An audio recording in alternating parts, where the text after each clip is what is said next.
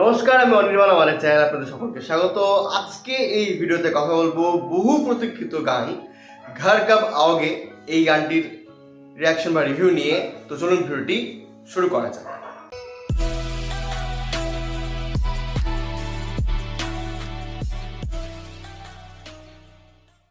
संदेश आते हैं हमें तड़पाते हैं, মানে কি ভাবুন এই গানটা, কি ইমোশনাল, কি নস্টালজিয়া রয়েছে এই গানটার পেছনে। এত তো ওয়ার মুভি রয়েছে আমাদের দেশে, এত আর কি সেখানে মানে এলওসি কার্গিল বলুন, পল্টন বলুন, হ্যাঁ মানে প্রচুর সিনেমা রয়েছে এবং তাতেও গান রয়েছে।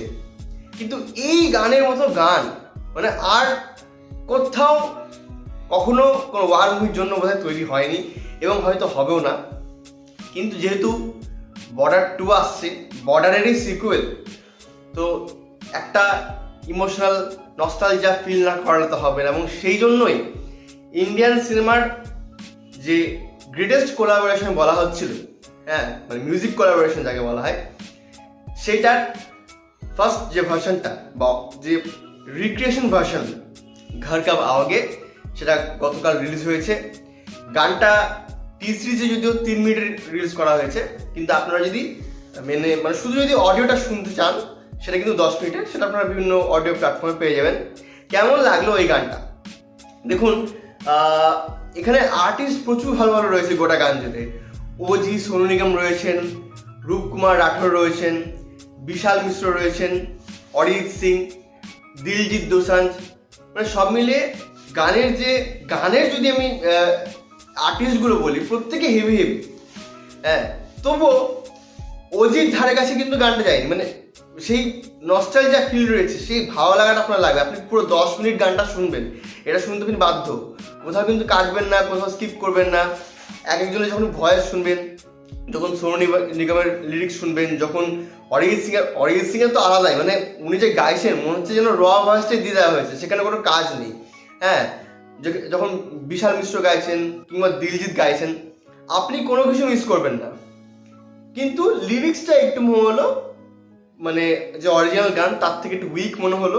হ্যাঁ মানে অরিজিনাল গানে যেমন গোটা গানটা জুড়েই সেই যে দেশে কেন বলছি, প্রতিটা যে সোলজার যেরকম ফিল করে নিজের শহরের জন্য, গ্রামের জন্য, ঠিক আছে, সেটা যেভাবে গোটা গান জুড়ে ছিল এখানে একটু কম মনে হলো।